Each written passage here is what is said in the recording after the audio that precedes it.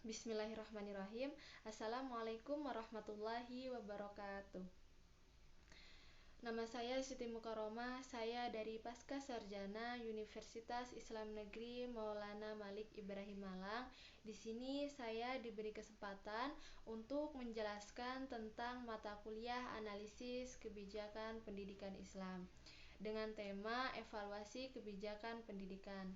Mata kuliah ini diampu oleh Bapak Dr. Manirul Abidin MAG. Langsung saja saya akan menjelaskan terlebih dahulu tentang latar belakang evaluasi kebijakan, di mana di dalam melaksanakan suatu program pastilah dibutuhkan evaluasi. Nah, begitu pula dalam program perumusan kebijakan pendidikan.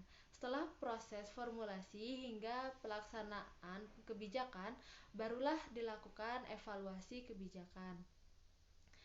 Pengadaan evaluasi ini berfungsi untuk mengetahui seberapa jauh program yang telah dirumuskan dan dilaksanakan berjalan dan sebagai perbaikan untuk program yang selanjutnya.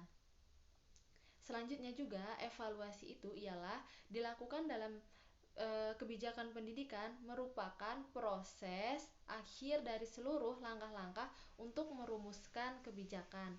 Dalam melakukan proses terakhir ini terdapat beberapa model yang digunakan dalam menilai hasil-hasil kebijakan.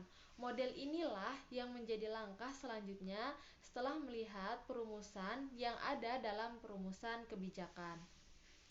Nah, oleh sebab itu, berdasarkan hal tersebut, maka diperlukan adanya sebuah kajian evaluasi kebijakan guna pembelajaran dan sebagai pengetahuan lebih mendalam untuk selanjutnya dapat dilakukan dalam sebuah proses penilaian.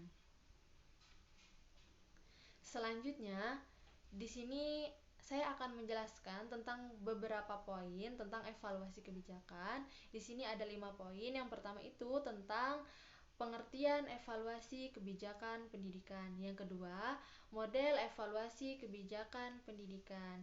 Yang ketiga, kriteria evaluasi kebijakan pendidikan. Yang keempat, evaluasi proses kebijakan pendidikan. Dan yang terakhir itu ialah tentang permasalahan dalam evaluasi kebijakan pendidikan. Memasuki poin yang pertama, yaitu tentang pengertian evaluasi kebijakan pendidikan, di mana di sini dijelaskan bahwasanya evaluasi jika dikerucutkan berhubungan dengan hasil informasi mengenai nilai atau manfaat dari hasil kebijakan yang pada kenyataannya mempunyai nilai tersendiri. Dan juga evaluasi dijelaskan ialah tentang aktivitas untuk mengetahui sejauh mana program telah dilaksanakan atau belum terlaksana dan berhasil atau gagal sesuai dengan yang diharapkan atau tidak diharapkan.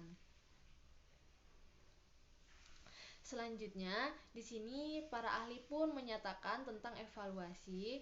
Menurut Stuffelbeam, ia menyatakan evaluasi ialah berarti proses penggambaran, pencarian, dan pemberian informasi yang bermanfaat dalam menentukan alternatif keputusan.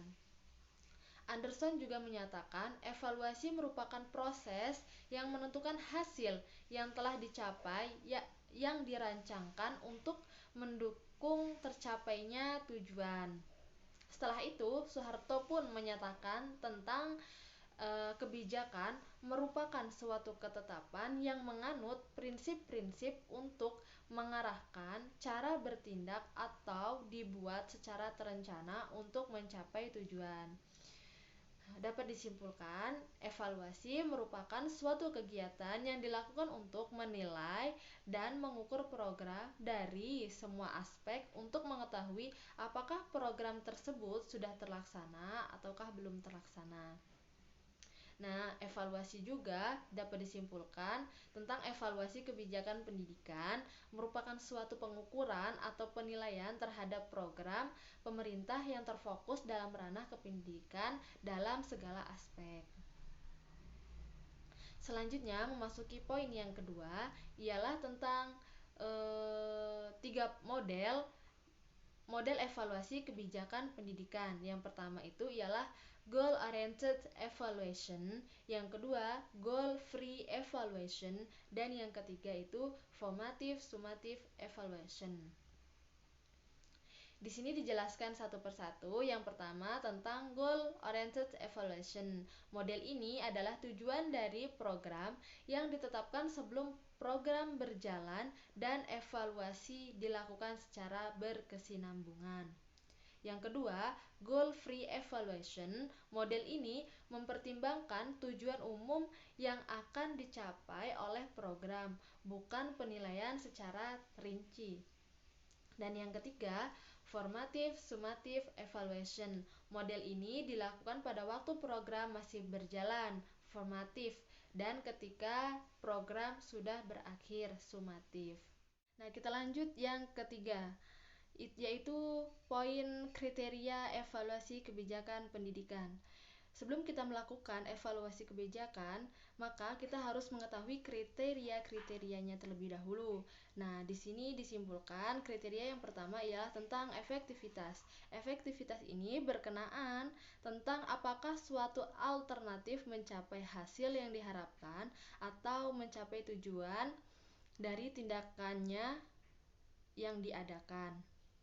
Selanjutnya, tentang efisiensi. Efisiensi ini adalah dengan jumlah usaha yang diperlukan untuk menghasilkan efektivitas tertentu. Selanjutnya ialah tentang kecakupan. Kecakupan ini ialah tentang berkenaan dengan sejauh mana suatu tingkatan efektivitas memuaskan kebutuhan.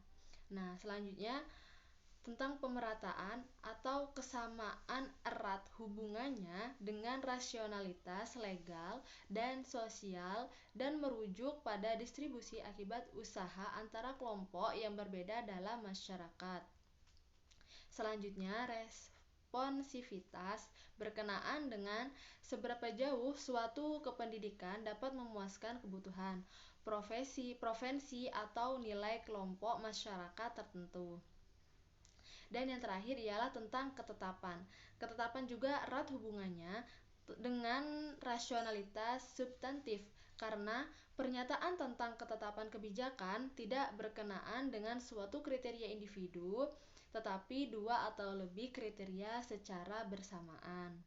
Selanjutnya, kita memasuki poin yang keempat tentang evaluasi proses kebijakan pendidikan. Evaluasi kebijakan ini berarti tentang penilaian terhadap hasil program yang telah direncanakan dan dilaksanakan oleh pemerintah. Sebelum kita melakukan proses kebijakan, sebelum kita melakukan tindakan selanjutnya, kita harus melakukan proses kebijakan terlebih dahulu. Yang pertama itu kita harus melakukan tentang mengidentifikasi tujuan yang akan kita evaluasi. Setelah kita mengidentifikasi, lanjutnya kita harus menganalisis masalah yang harus ditangani oleh aktivitas kebijakan tersebut. Selanjutnya, setelah itu melakukan deskripsi dan standarisasi dari aktivitas evaluasi. Langkah terakhir ialah tentang pengukuran tingkat perubahan yang terjadi. Nah, setelah kita melakukan proses semua itu, maka kita dapat menentukan tentang mengenai apakah perubahan itu terjadi karena aktivitas atau karena penyebab lainnya. Memasuki poin yang kelima, yaitu poin yang terakhir tentang permasalahan dalam evaluasi kebijakan pendidikan, di mana di dalam pelaksanaan evaluasi kebijakan tidak terlepas dari masalah-masalah yang sering terjadi pada saat pelaksanaan evaluasi. Nah, masalah apa yang sering terjadi? Yang pertama itu apabila tujuan kebijakan tidak jelas. Nah, yang kedua, cepatnya pengembangan masyarakat. Yang ketiga, ketidakjelasan masalah. Dan yang terakhir itu ialah tentang adanya hubungan masalah satu dengan yang lainnya membutuhkan pemecahan yang sama.